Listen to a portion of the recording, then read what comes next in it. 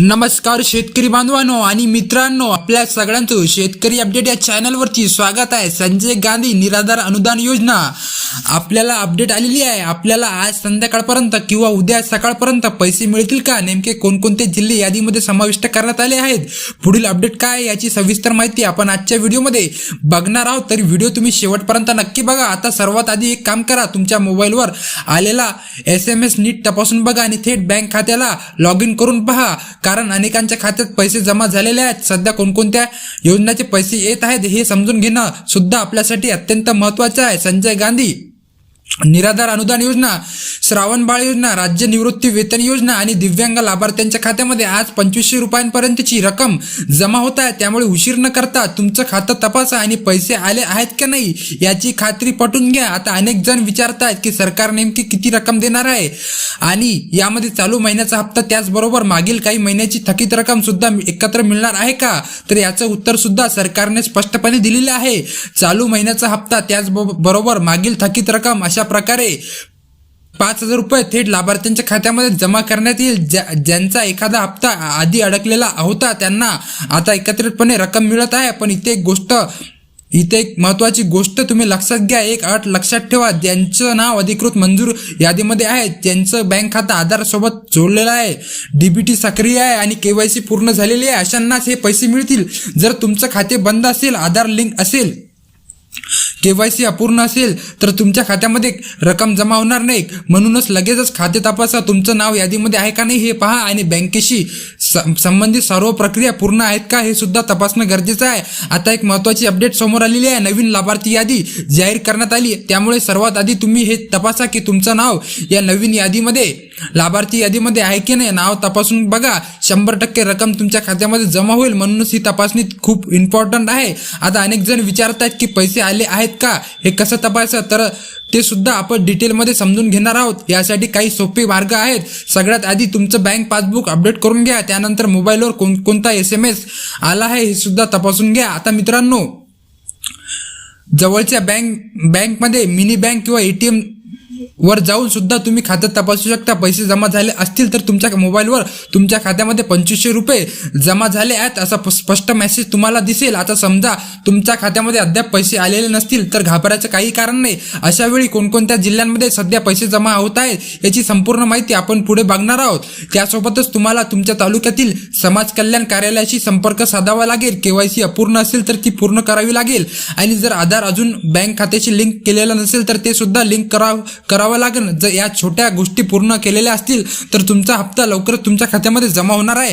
आता ज्यांच्या खात्यामध्ये अजूनही पैसे जमा झालेले नाहीत त्यांनी अजिबात काळजी करू नये, कारण ही रक्कम एकाच वेळी सर्व जिल्ह्यांमध्ये दिली जाणार नाही। शासनाकडून टप्प्याटप्प्याने खात्यामध्ये पैसे जमा केले जातील, त्यामुळे थोडा वेळ लागू शकतो। साधारणपणे 1 ते 2 तासाचा कालावधी लागू शकतो, तर काही ठिकाणी 2 ते 3 दिवसाचा सुद्धा कालावधी लागू शकतो।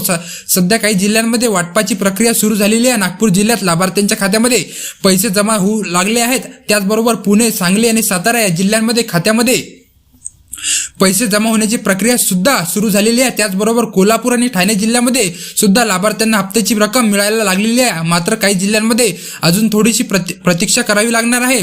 परभणी आणि लातूर जिल्ह्यांमध्ये सध्या तयारी सुरू असून लवकरच तिथेही पैसे खात्यामध्ये जमा होतील। आता यासाठी साधारणपणे 24 ते 48 तासांचा कालावधी लागू शकतो आणि काही ठिकाणी 72 तासांपर्यंत सुद्धा वेळ लागू शकतो। त्यामुळे वारंवार खातं तपासत राहा आणि घाई न करता पुढील अपडेटची वाट पाहणं योग्य ठरेल। आता एक स्पष्ट अपडेट अशी आहे की तिन्ही योजनांचे पैसे टप्प्याटप्प्याने लाभार्थ्यांच्या खात्यामध्ये जमा होत आहे। नाशिक जिल्ह्यात सध्या वाटप सुरू झालेला असून काही जिल्हे अजून प्रतीक्षेत आहे। आतापर्यंत आपण पुणे, सांगली, सातारा, कोल्हापूर, सोलापूर, रत्नागिरी, रायगड, ठाणे, पालघर, नाशिक आणि वर्धा या जिल्ह्यांची स्थिती पाहिली।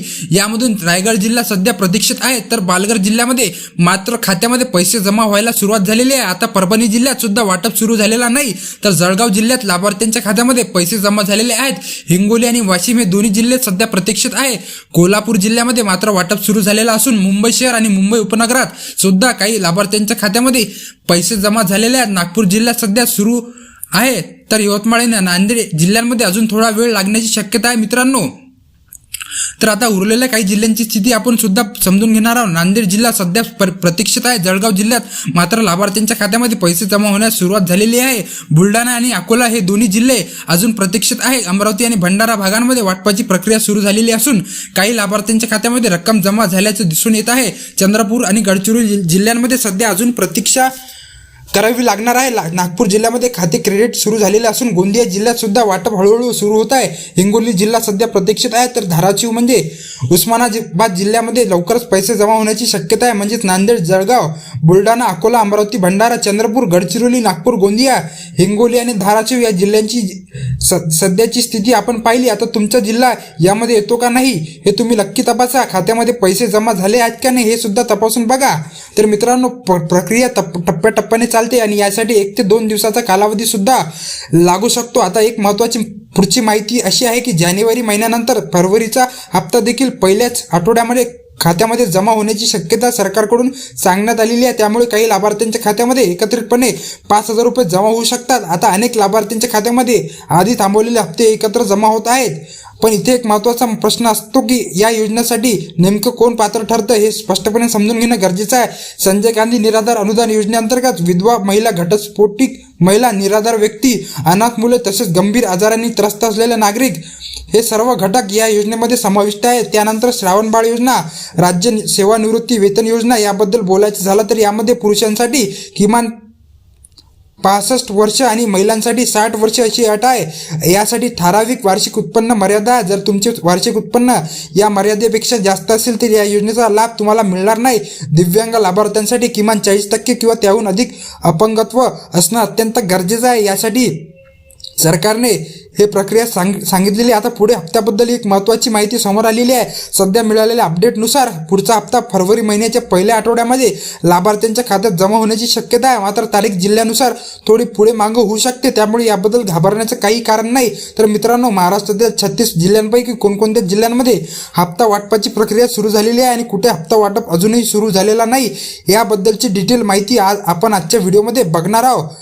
घेतली आहे मित्रांनो, बघितले नाही घेतली आहे. यामध्ये खात्यामध्ये किती पैसे जमा होतील याबद्दलची माहिती सुद्धा आपल्याला या व्हिडिओमध्ये मिळालेली आहे. तर मित्रांनो, तुम्हाला जर हा व्हिडिओ असेल तर व्हिडिओला लाईक करा, चॅनलला सबस्क्राईब करून टाका आणि बेल नोटिफिकेशनला ऑनवर सेट करा, जेणेकरून महत्त्वाचे अपडेट तुम्हाला लवकरात लवकर मिळतील. तर मित्रांनो, चला तर भेटूया दुसऱ्या व्हिडिओमध्ये. जय हिंद, जय महाराष्ट्र.